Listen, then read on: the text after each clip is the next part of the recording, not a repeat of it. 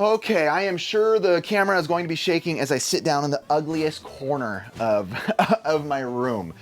This video is simply to talk and say, wow, this year has been by far and large the best finds we've ever had in our lives. And it's a funny coincidence, or whatever you want to call it, that it happened in our 10-year anniversary year, right? We started in October of 2012 on a channel called Retro Liberty, our old channel, Game Hunting, same thing. And this year we hit our 10 years here, and it has been nothing but unreal good finds. And I want to say this before I say anything else in the video. No matter what I say in this video, please don't take it as us being like, we're the best, we made all this happen because we're the best. No, I will say, yes, we grind. We didn't miss a weekend of waking up at 5 a.m. to go. That's just how we do it. But I don't want it to ever come off any way of pride. And maybe I'll get into why I think not letting pride get in the way maybe is part of the reason I feel this blessing. But the finds this year, the hunt has been unreal. We've found things week after week after week after week after week, to the point where Ricky and I would quite literally get in the car and be like, there's no way we're gonna score again this weekend. There is no way. And we are, at the time of filming, in December of 2022, and we did not have a week where we left the swap meet and we're just like, what? How? Not only is it a content creator's dream and a person's dream who Ricky and I are, this is in our blood. Hunting for this stuff is in our blood. Ricky was doing it as a kid all the time with his dad, swap meets, flea markets, week after week after week after week. It is in his blood. It is in my blood. I grew up hunting for necessity, picking out of necessity, because we were dirt poor as kids and we'd have to do what we had to do to get things for cheap, pick apart swap meets, dumpsters at times, the food stamp lines, bread lines at churches to survive. And that's how it was. And thankfully we're not in that place anymore, but where we're at right now with the game hunting and the collecting is something Ricky and I, when we started our channel, or let's use American Pickers as an example, it's the kind of stuff where if we were watching it from the outside in, we'd be like, dude, how? I even wrote down notes of things. Put it this way, every single weekend, and again, please don't take it that way. This is just like a blessing of all blessings for us. We look at it with humility and doing it with you guys. That's the greatest part of all this, is that all of you have been supporting us more than ever on our main channel, on this channel, and we owe so much to you guys for the constant motivation of making us feel loved and so accepted here, you know, still after doing it for 10 years. Basically, I was looking at our old videos and I'm like, every week we found something good. And it's almost to the point where it's like finding a boxed console, a boxed NES for cheap at a swap meet, boxed SNES for cheap at a swap meet was commonplace this year. And what is the most mind-boggling about it is we go with our friends, a large group of friends, right? We're a squad.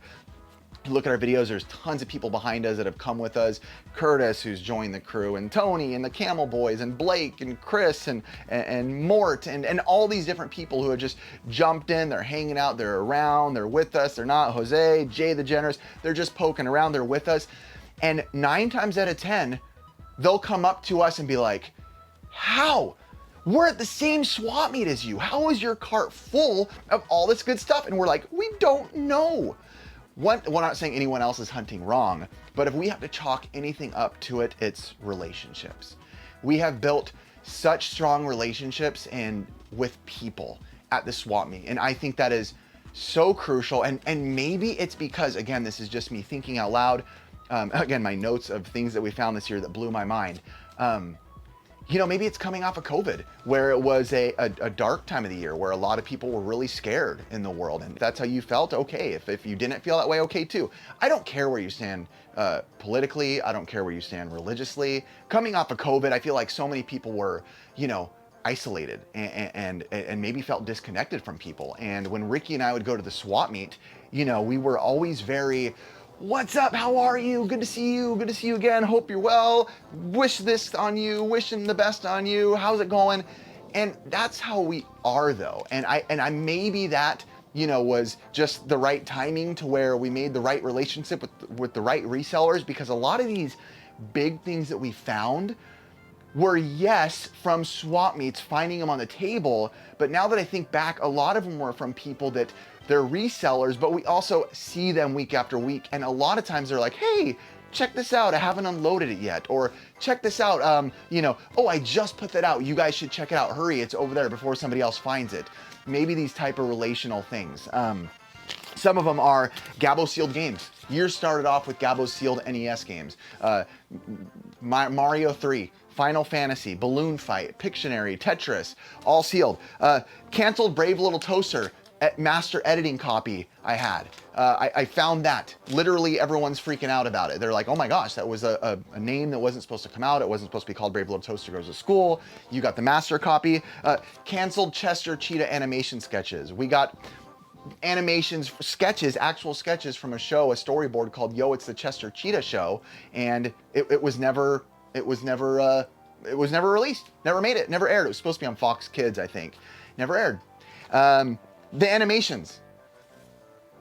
That might have been the biggest for us ever, even though I'm about to name a few more that were crazy, like the animations of the Mario Bros. Super Show. And they were the folders, and that's kind of what everyone was saying was the big deal, because a lot of people do find, you know, cells here and there in different types. Ours wasn't necessarily full of cells. There was cells in there, but it was folders for episodes of like scans, colors, cells as well, hand sketches, storyboards in folders for each episode, labeled, a lot of things signed by the creators, by the animators, Rick Juarez. The Nintendo Power Lots. Nintendo Power Lots, we got like 3 of them this year that were massive for very cheap prices, unbelievable prices. I'm talking $8,000 worth of Nintendo Powers. Again, we were kind of rookies at those when we got them, so we underpaid in a few and started paying more for a lot of them as we realized. Sonic Comic Lot. I found all these Sonic comics that we didn't know were as valuable again as they were when we got them, until the Sonic community reached out. Again, thanks to you guys. The Sonic statues, grails. I can't tell you the amount of people that reached out to us during that time who were like, oh my gosh, the Sonic statues, you got those? And then we got them again from the same person by building a relationship with her. And she was like, you guys are awesome. I found more in this warehouse. It was like a Sega convention type thing. Maybe not too much detail. Unbelievable, like holy grail type stuff all the time. Ricky with the sealed Madden Wii breast cancer awareness that he paid $2 or $3 for, that basically Retro Rick told us like, you guys, that's like a $2,000 to $3,000 game. Unbelievable. Again, if I would have seen this on Pickers or Early Day Game Chasers, you know, it's the kind of stuff you see in videos and YouTube channels where every 6 months you maybe see something like that. And again, not giving us any pride at all. It's not about us. Yes, of course, we put in the work. I'll never negate that, because every weekend, 5 a.m. for a year. It's just what we do. The Tower of Power, super cheap, along with all the Sega CD or all the Sega 32X games that were super expensive for dollars that I didn't know at the time. The World of Nintendo cabinets and the Nintendo headquarters cabinets. Give me a break for $100 from a abandoned car audio store. Like, give me a break. Multiple $10,000 offers on those, by the way. I didn't accept it. I sold it to much cheaper for my good friend, because we're about getting it a part of the community. Which, by the way, I want to jump into that again and make sure that I'm very clear on that, that this is all, we would do this again because this is Ricky and I's blood. To the core. This is our blood. 100%, this is our blood. I wouldn't stop doing it for anything. I can't express to you how much and how real it is every Friday when I tell Ricky, like, all right, here comes therapy. You know, if it's been a hard week or whatever it is, because this is where I get to go, it's great. Otherwise, the not for sale Sega signs. Ricky found these Sega signs that were not supposed to go to the public. They were not supposed to the public at all, but we snagged them. And the guy who made the signs, yes, he made the signs. He worked for Nintendo and Sega. He was in charge of making these signs, and we got a hold of them. Box consoles, every weekend, day in and day out, it's just what we found. It was part of it. The whole point of this video is to say, have we peaked? I don't know. I feel like there's no way it can get better, right?